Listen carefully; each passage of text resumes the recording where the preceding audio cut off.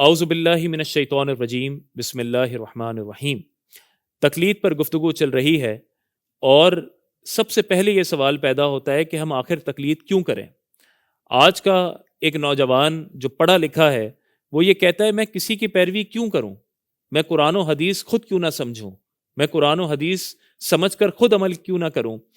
تو پہلے ہم ایک قرآن پاک کی آیت سنتے ہیں اور پھر اس پر گفتگو کرتے ہیں۔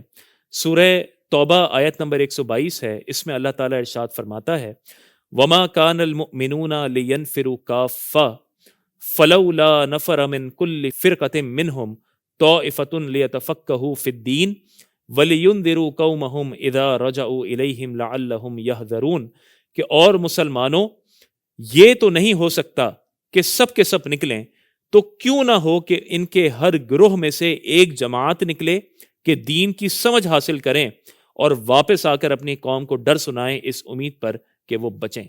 یعنی اللہ نے واضح طور پر فرما دیا جو عقلی طور پر بھی سمجھ آتا ہے کہ یہ نہیں ہو سکتا کہ تمام کے تمام مسلمان، ہر شخص وہ نکل پڑے، وہ مدرسے میں تعلیم حاصل کرے، وہ قرآن و حدیث میں مہارت حاصل کرے، ہر ایک جو ہے وہ دین کو اس کے مطابق سمجھ جائے اور اس پر عمل کر لے۔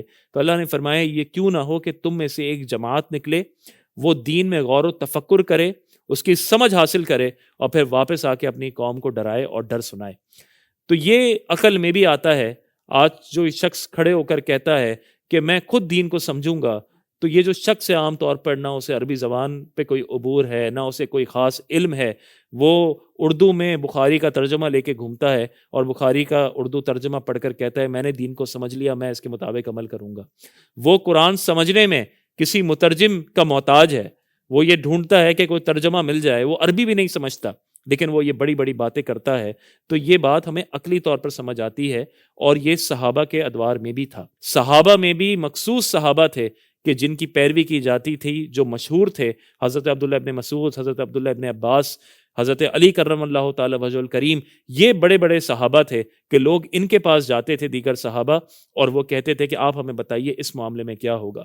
ورنہ سب سے پہلے حق تو صحابہ کا تھا، وہ تو عربی اللسان بھی تھے، انہوں نے تو حضور کی صحبت بھی پائی۔ ہر صحابی یہ کہتا کہ میں کسی سے سوال نہیں کروں گا، میں کسی کی پیروی نہیں کروں گا، میں خود قرآن و حدیث پر عمل کروں گا۔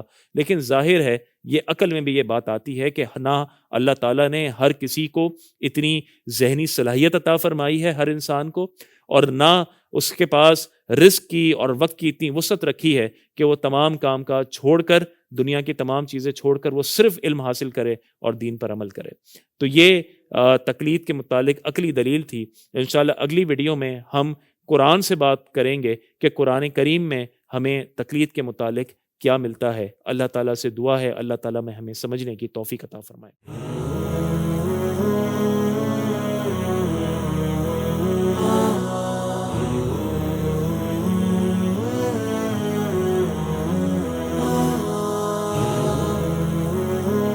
Kachi Memon Islamic Center. Run towards way of Allah.